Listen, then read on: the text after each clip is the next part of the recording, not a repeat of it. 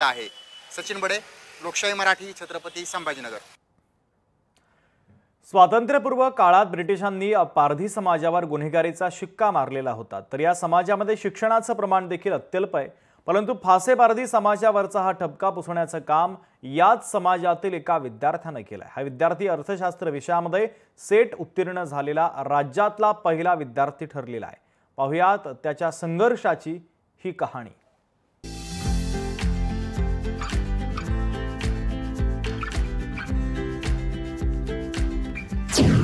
पारधी बेड्यावर राहणारा योगेश झाला प्राध्यापक। अर्थशास्त्रात सेट उत्तीर्ण झालेला राज्यातील पहिला विद्यार्थी। योगेशमुळे फासे पारधी समाजाला नवी ऊर्जा।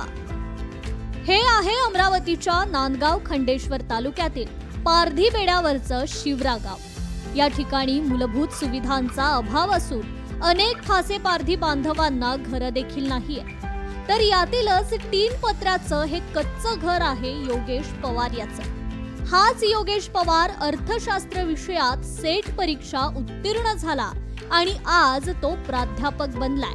आता तो वर्ध्याच्या एका कॉलेजमध्ये रुजू होऊन शिक्षणाचे धडे देणार आहे। मतीन सरांनी मला प्रकाश काका आमटे यांच्या हेमलकशा येथे 11वीला प्रवेश मिळवून दिला आणि तिथे सुद्धा मग 12वीत 85% गुण मिळवून मी महाराष्ट्रातून एसटी समाजातून दुसरा आलो आणि विभागातून पहिला आलो। अशा पद्धतीने मग माझी प्रगती होत गेली आणि मतीन सरांनी मग अमरावतीला श्री शिवाजी महाविद्यालयात माझी ॲडमिशन करून दिली। तिथे अर्थशास्त्र या विषयात मी माझा प्रवेश घेतला। योगेशला दारू गुटख्याचं व्यसन होतं, तर शिक्षणासाठी त्याची एक अजबच अट होती। खर्रा मिळणार असेल तरच शाळेत येईन अशी अट त्याने ठेवली आणि ही अट मान्य केली ती प्रश्नचिन्ह आदिवासी आश्रमशाळेचे संचालक मतीन भोसले यांनी। योगेशला 4थी पर्यंत शिक्षणाचा कुठलाही गंध नव्हता। त्याच्या अंधकारमय आयुष्यात प्रकाश बनून प्रश्नचिन्हचे मतीन भोसले आले। त्याला शाळेत नेण्यासाठी चल तुला खर्रा मिळेल असं सांगत शाळेत आणलं। मात्र त्यानंतर तू असाच व्यसनात राहिलास तर तुझ्या समाजाला यातून कोण बाहेर काढणार या प्रश्नाने योगेशमध्ये बदल झाला। फासे पारधी समाजातील विद्यार्थी शिक्षणाच्या प्रवाहात यावे यासाठी मंगरुळ चव्हाळा इथे प्रश्नचिन्ह नावाची आदिवासी आश्रमशाळा मतीन भोसले यांनी सुरू केली। याच शाळेत योगेश सुरुवातीला शिकल्यानंतर मतीन भोसले यांनी त्याला पैशाची मदत करून त्याला शिक्षणाची दिशा दाखवली आणि सहकार्य केलं आणि आज मतीन यांनी पारधी बेड्यावरून उचलून आणलेला हा योगेश प्राध्यापक बनलाय। MA 19 मध्ये प्राध्यापक म्हणून सेट परीक्षा पास झाला आणि तो महाराष्ट्रातून पहिला फासे पारधी समाजाचा मुलगा आहे आणि या फासे पारधी समाजाच्या योगेश नावाच्या पोराचं जो यश आहे ते फासे पारधी समाज कुठेतरी आता जागरूकता निर्माण होईल आणि जिद्दीनं त्यांचे सुद्धा पोरं शिकवतील अशी मला अपेक्षा वाटते। सेट ही परीक्षा मी उत्तीर्ण झालो। अशा प्रकारे माझा प्रवास चांगला होत गेला। अशा पद्धतीने मग मी आता फासे पारधी समाजातून प्रथम विद्यार्थी आहे जो अर्थशास्त्र या विषयात सेट परीक्षा उत्तीर्ण झालो।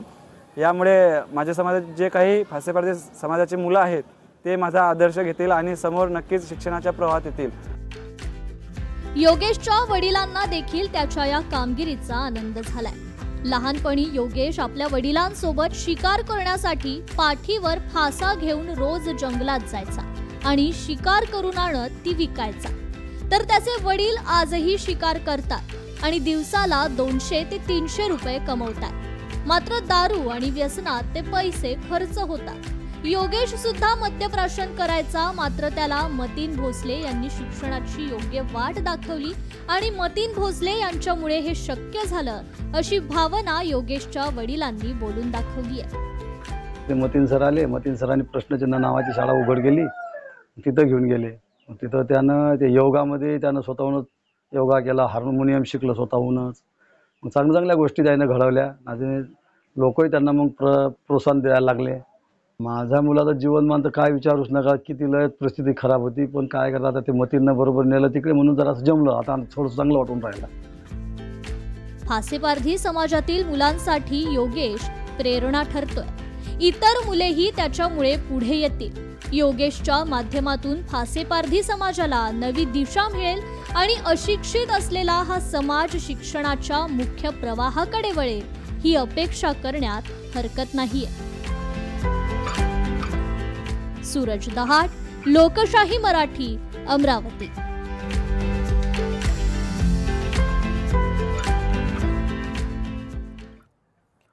पुढच्या महत्त्वाच्या बातमीकडे आपण वळूयात.